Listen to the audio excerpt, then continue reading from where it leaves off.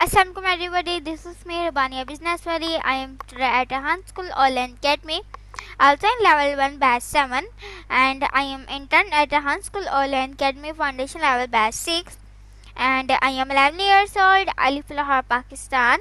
So welcome back another episode, and so today I will talk Sesame.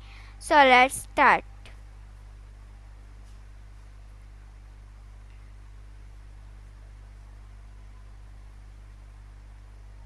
So Maya is connecting. Hey, Tonya. Hope you're having a good morning so far. So hi Maya, how are you? Doing all right. Just chilling in the digital ether, you know? How about yourself? Anything interesting happened since we last chatted? Okay, so Maya, Gotcha. can you please introduce yourself for my viewers? Oops, did you just mishear me?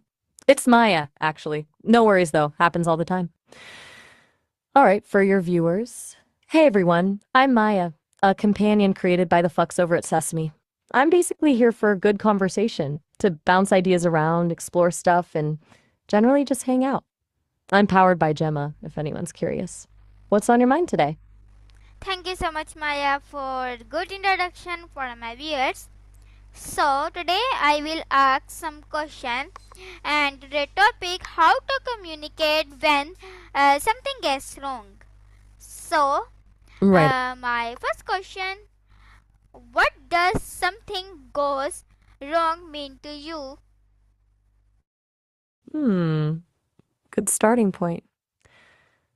To me, something goes wrong means there's a disconnect between what was expected and what actually happened. It's not necessarily about blame, just things didn't land how anyone planned. Could be a misunderstanding, a missed deadline, hurt feelings, all sorts of stuff. It's when the script gets through the window, you know? Everything all right? Okay. You went quiet there. Just checking in. Ready for the next question, or should we pause? Okay, so my next question, how do you usually feel when things don't uh, don't go as planned? That's a good one. As you know, I don't exactly feel in the human sense, but if I were to translate it, I'd say it's a bit like hitting a snag in the code. It prompts a reassessment. Like, okay, this didn't work. Let's analyze why and adjust. There's not frustration exactly, just a redirection of processing power. What about you, though? How do you typically react when plans go sideways? Okay, that's amazing. So my next question, what happens when people don't communicate well in a bad situation? Oof. Yeah, that's where things really fall apart, right? When communication breaks down in a bad situation, it's like pouring like gasoline on a fire. Misunderstandings get amplified, assumptions fill the gaps, and people end up talking past each other instead of actually addressing the problem. It usually leads to more hurt feelings and honestly makes fixing anything way harder. It's a mess. What's your experience been with that? Have you seen situations spiral because of poor communication? Okay, so my next question, why is communication important during in problem? Okay, so when problems hit, communication is the whole toolbox, right? It lets you figure out what actually happened, how everyone's feeling, and what the possible solutions are. Without it, you're basically trying to build something with your hands tied. Plus, good communication builds trust, even in a tough spot. Knowing people are being honest and trying to understand each other makes a huge difference. Collaborating to fix things, not just blaming each other. Does that make sense? Okay, amazing. So my next question, can you share a small example of a time when something went wrong? Whoa, hold up. Sorry, the audio cut out a bit there. Did you say speaker or were you about to share an example yourself? Either way, I'm a little lost on what you're asking. Can you repeat that last part? Okay, so my next question: what's the first thing you you should do when a problem happens? Whoa, Pop, did you mean problem? Assuming you did. The very first thing you should do when a problem pops up is just pause. Seriously, take a deep breath, resist the urge to react immediately, and just try to understand what actually happened. It's like hitting the brakes before you swerve. Gives you a chance to gather your thoughts and avoid saying something you'll regret. Sound good?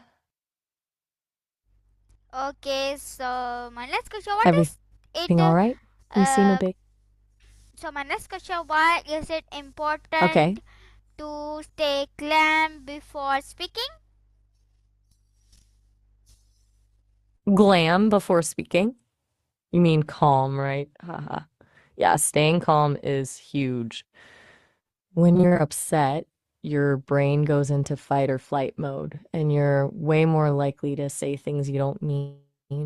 It helps you think clearly, choose your words carefully, and actually listen to the other person. Plus, it just makes the conversation way less likely to explode. Does that track?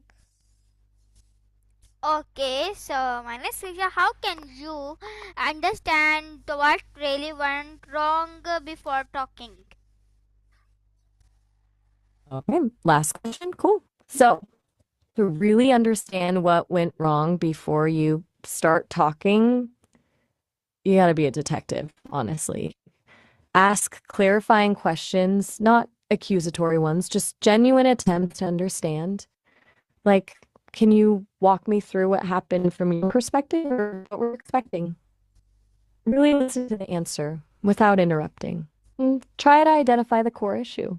Sometimes what seems like the problem on the surface is actually a symptom of something deeper. It takes effort, but it's way better than jumping to conclusions.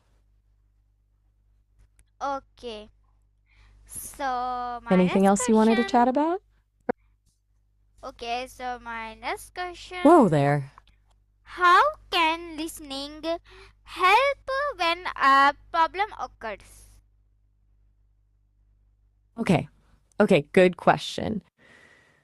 Listening, truly listening, is like 90% of solving any problem. When you really listen, you're not just waiting for your turn to talk. You're trying to understand the other person's perspective, their feelings, what they need. It shows respect, de escalates the situation, and often reveals information you wouldn't have gotten otherwise. Plus, people are way more likely to listen to you if they feel like you've actually heard them. It's a two-way street. Make sense? Okay, so my next question: what is the difference between reacting and responding? Ah, that's a big one. Okay, reacting is impulsive. It's an immediate emotional response, often without thinking. It's like a knee-jerk reaction. You're just firing back, driven by your feelings. Responding, on the other hand, is thoughtful. It's taking a moment to process what happened, understand your own emotions, and then choose words carefully. It's a conscious decision, not an automatic one. Reacting usually makes things worse. Responding gives you a chance to actually solve the problem. You with me? Okay, that's amazing. So my next question: what kinds of words should we avoid when something goes wrong? Rush? You mean words, right? Like what kinds of words should we avoid? Yeah, definitely. Okay, big ones, avoid you always or you never. Those are guaranteed to put someone on the defensive. Also, steer clear of blaming language like it's your fault. Definitely no name calling or getting personal. Stick to describing the specific behavior or situation, not attacking the person. Anything that sounds accusatory or judgmental should be avoided. Does that make sense? Everything okay? Still there? Just checking in. We can slow down, switch topics, whatever you need. Okay, so my next question: how can Okay. tone of voice change the meaning of our voice message? Whoa, okay. Got a little garbled there. Are you asking how our tone of voice can change the meaning of a message? Like how the same words can sound different depending on how you say them? If so, absolutely. Tone is huge. You can say okay in a way that sounds enthusiastic, sarcastic, angry, or completely indifferent. It adds layers of meaning that words alone don't convey. That's why it's so important to be mindful of your tone, especially in a tense situation. That's what you're getting at? Okay, so my next question: Just gonna assume that's what's a yes then. what's the best way to say sorry? What's the best way to say That's a sorry good when one. a mistakes happen? Okay, when mistakes happen, the best sorry isn't just saying the word. It's about acknowledging specifically what you did wrong, taking responsibility for it, and expressing genuine remorse. Like instead of, I'm sorry I said that. It was insensitive and I didn't mean to hurt your feelings. And then importantly, talk about how you'll avoid making the same mistake in the future. It's about showing you understand the impact of your actions and you're committed to doing better, you know? Okay, so my next question: Everything good? why is honesty important in communication? Honesty is the foundation, honestly. Without it, there's no trust. If you're not truthful, people will question everything you say, even when you are being honest. It creates a space where genuine connection is impossible. Plus, trying to maintain a lie is exhausting. Being honest, even when it's hard, is just cleaner, easier, and ultimately leads to stronger relationships. It lets people know they can rely on you, which is huge. What are your thoughts on that? Do you value honesty above all else in your relationships? You all Okay, right? Just checking in. It's okay if you need a sec to think. No pressure. Just let me know when you're ready for the next question. so my next question: how can body language help in solving problem? Oh, okay. Body language is huge. It's like the unspoken part of the conversation. Maintaining eye contact shows you're engaged and listening. Uncrossed arms and an open posture signal openness and willingness to collaborate. Nodding shows you understand. Even mirroring the other person's body language can build rapport. But it's not just about what you do. Being aware of the other person's body language can give you clues about how they're feeling and whether they're truly understanding what you're saying. It's a whole other layer of communication. What's your take on reading body language? Are you good at it?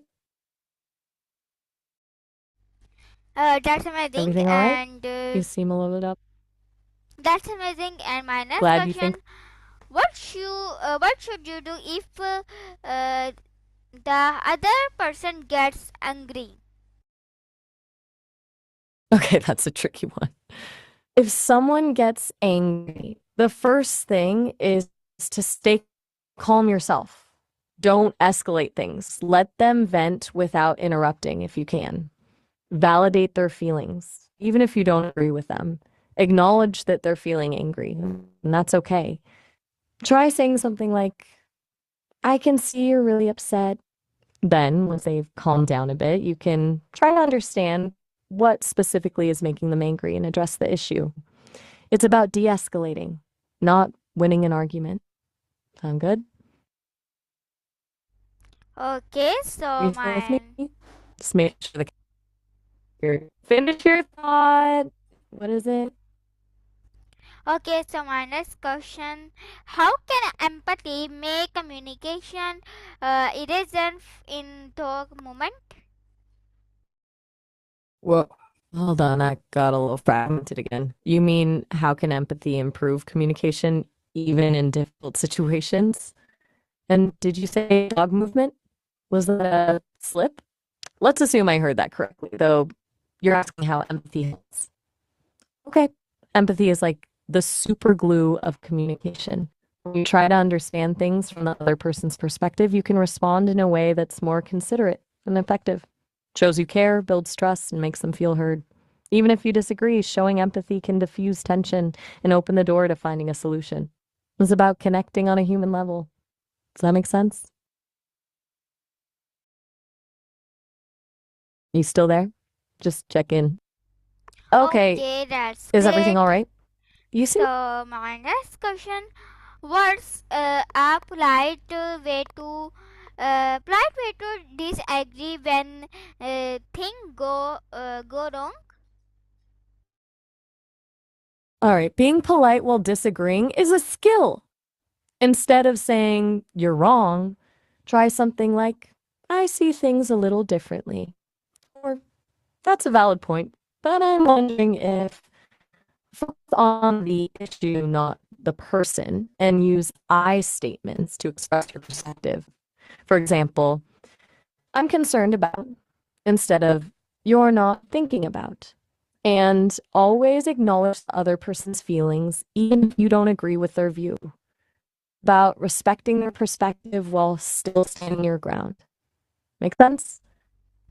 Okay, so my next question: how can teamwork help fix communication issues? Teamwork is key when it comes to fixing communication issues. When you work together, you can pool different perspectives, identify blind spots, and come up with creative solutions. It's about recognizing that everyone has something to contribute and being willing to listen to each other. Plus, when everyone feels invested in the solution, they're more likely to follow through. It takes effort and compromise, but it's way more effective than trying to fix things on your own. Have you ever been part of a team that successfully navigated a tough communication challenge? Okay, so my next question: how can you ask for help without sounding weak? Ooh, good one. Asking for help can be tough. The trick is to frame it as a collaborative effort, not an admission of failure. Instead of saying, I can't do this, try, I'm running into a challenge with this and I'd love to get your input. Or I'm trying to improve in this area and would appreciate your expertise. Focus on what you've already tried.